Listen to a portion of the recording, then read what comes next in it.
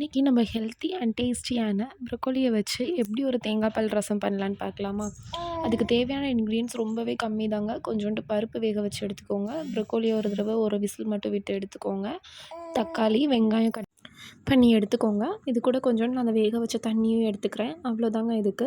அரைக்கிறதுக்கு ஒரு தக்காளி, கொஞ்சோண்டு பூண்டு, கொஞ்சோண்டு மிளகு, கொஞ்சோண்டு ஜீரகம் எடுத்துக்கோங்க. நீங்கள் நார்மல் ரசத்துக்கு வைக்கிற அளவுக்கு நிறைய எடுத்துக்காதீங்க. எல்லாமே கொஞ்சமாக எடுத்துக்கோங்க. தேங்காய் பால் நான் நல்லா அரைச்சி வடிகட்டி எடுத்திருக்கேன். நல்லா கெட்டி பாலாக எடுத்துக்கோங்க.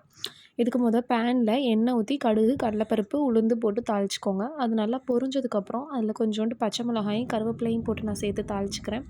எல்லாமே நல்லா வெடித்து பொரியணும். கடுகு எல்லாமே நல்லா வெடிக்கணும். இது கூட நான் 2 குச்சி மிளகா சேர்த்துக்கிறேன். காஞ்ச மிளகா, அதாவது காஞ்ச மிளகா ஆட் பண்ணிக்கோங்க. நீங்கள் நீல மிளகா ஆட் பண்ணிக்கிட்டாலும் சரி, இல்லாட்டி குண்டு மிளகா ஆட் பண்ணிக்கிட்டாலும் சரி.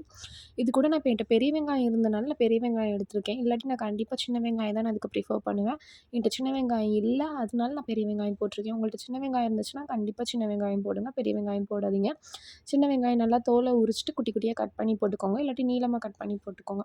தக்காளி கொஞ்சம் எக்ஸ்ட்ரா போட்டுக்கோங்க. ஏன்னா நம்ம இதில் புளி ஊற்ற போகிறது கிடையாது. தக்காளி மட்டும் தான் அதோட புளிப்புக்கு. அதனால் தக்காளி கொஞ்சம் 2லேருந்து 3 தக்காளி நல்லா பெரிய தக்காளியாக எடுத்துக்கோங்க. இந்த மாதிரி எல்லாத்தையும் நல்லா வதக்கி விட்டுக்கோங்க.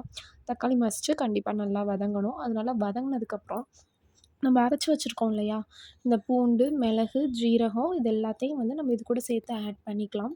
இப்போ தக்காளி ஓரளவு நல்லா வதங்கிருச்சு. நீங்கள் கொஞ்சோண்டு உப்பு சேர்த்து வதக்குனீங்கன்னா சீக்கிரமாகவே வதங்கிரும். அப்புறம் நீங்கள் தேவையான அளவு இதுக்கு உப்பு, ரசத்துக்கு எவ்வளோ உப்பு போடுறீங்களோ அப்போ நீங்கள் போட்டுக்கலாம். இப்போ இது வதங்குறதுக்கு மட்டும் தேவையான அளவு உப்பு போட்டுக்கோங்க. இப்போ நான் இதை நல்லா வதங்கினதுக்கப்புறம் இந்த அரைச்சி எடுத்திருக்கேன் இல்லையா பேஸ்ட்டு, அதையும் நான் போட்டுக்கிறேன். அதுவும் நல்லா வதங்கணும். லைட்டாக எண்ணெய் பிரிஞ்சு வர அளவுக்கு நீங்கள் வதக்கிக்கோங்க. அப்போனா தான் டேஸ்ட் நல்லாயிருக்கும். நீங்கள் ரசத்துக்கு பண்ணுற மாதிரி அப்படியே போட்டு ஊற்றிடாதீங்க. இதுக்கு கொஞ்சம் வதங்க விடுங்க. அப்போனா தான் நல்லாயிருக்கும். இது நல்லா வதங்கினதுக்கப்புறம் நான் இதில் கொஞ்சோண்டு மஞ்சள் தூள் மட்டும் ஆட் பண்ணியிருக்கேன். மஞ்சள் தூளோட வாசனை வர அளவுக்கு இதை நல்லா வதக்கிக்கோங்க. இது நல்லா வதங்கினோன்னே நம்ம இதில் வேக வச்சு வச்சுருக்க ப்ரொக்கோலியையும் அதோட தண்ணியையும் நம்ம இதில் ஆட் பண்ணிக்குவோம். ப்ரொக்கோலி தண்ணி கண்டிப்பாக முக்கியம். நான் ஏன் இதில் வேக வச்சு எடுத்திருக்கேன்னா, குக்கரில் ஒரு விசில் விட்டு எடுத்திங்கன்னா அது நல்லா ஸ்மாஷ் ஆயிரும். இல்லாட்டி நீங்கள் இதில் போட்டு வேக வச்சிங்கன்னா அது அப்படியே கட்டி கட்டியாக நிற்கும். நம்ம இது பண்ண போகிறதுல ப்ரொக்கோலியே தெரியாது. அந்தளவுக்கு நம்ம அதை ஸ்மாஷ் பண்ணி விட்டு தான் பண்ண போகிறோம். அதனால தான் நான் ப்ரொக்கோலியை ஒரு விசில் விட்டு வேக வச்சு எடுத்திருக்கேன். இந்த மாதிரி வேக வச்சு எடுத்தோன்னே தான் நான் உப்பு ஆட் பண்ணியிருக்கேன். ஆட் பண்ணிவிட்டு அது வேக வச்ச தண்ணியவே நான் இதில் ஊற்றிக்கிறேன். ஊற்றி நல்லா மிக்ஸ் பண்ணிக்கோங்க. அது நல்லா கொதிக்கட்டும். அது நல்லா கொதித்து வந்ததுக்கப்புறம் நம்ம தேங்காய் பால் ஆட் பண்ணிக்கலாம். இப்போ நான் எல்லாமே தண்ணிலாம் ஊற்றிட்டு உப்பும் தேவையான அளவு பார்த்துட்டேன். இந்த ஸ்டேஜில் நீங்கள் உப்பு செக் பண்ணிக்கோங்க. உப்பு ஒரு கல் கூட இருந்தால் தான் கரெக்டாக இருக்கும். ஏன்னா நம்ம அடுத்து தேங்காய் பால் ஊற்றுவோம். அன்ற சாதத்தோடு நம்ம போட்டு சாப்பிடையில அப்போனா தான் உப்பு கரெக்டாக இருக்கும். நீங்கள் சாதத்துக்கு உப்பு போட்டு வடிப்பீங்கன்னா நீங்கள் பார்த்து போட்டுக்கோங்க. எங்கள் வீட்டில் நாங்கள் சாதத்துக்கு உப்பு போட மாட்டோம். அதனால் நான் எப்போயுமே குழம்பு, ரசம் எல்லாத்துலேயுமே ஒரு கல் கூட இருக்கிற மாதிரி பார்த்துப்பேன்.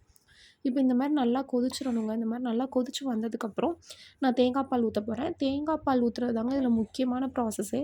நீங்கள் என்ன பண்ணணும்னா, அடுப்பை நல்லா சிம்மில் வச்சுக்கோங்க. சிம்மில் வச்சுட்டு தேங்காய் பால் ஊற்றி நல்லா கிண்டி விட்டுட்டே இருங்க. இல்லாட்டி தேங்காய் பால் அப்படியே திரி திரியாக வந்துடும்.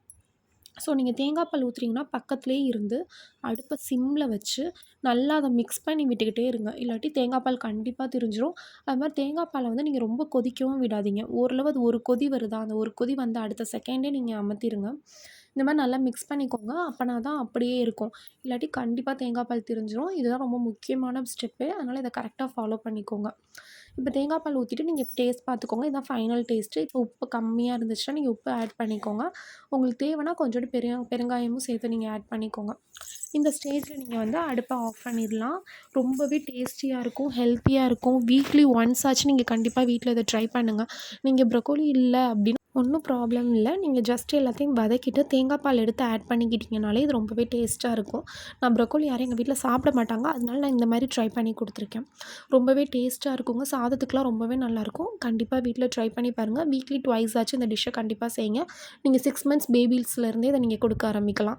பேபிஸ்க்கு கொடுக்கையில் மட்டும் இந்த மிளகு, ஜீரகம் கம்மி பண்ணிக்கோங்க. மிளகாவையும் கம்மி பண்ணிக்கோங்க. மற்றபடி இது எல்லாருமே நல்லாவே சாப்பிட்லாங்க. ஏன்னா நம்ம ப்ரொக்கோலி போட்டுக்கிறனால அதோட ஜூஸ் எல்லாமே இதில் நல்லாவே இறங்கியிருக்கும்.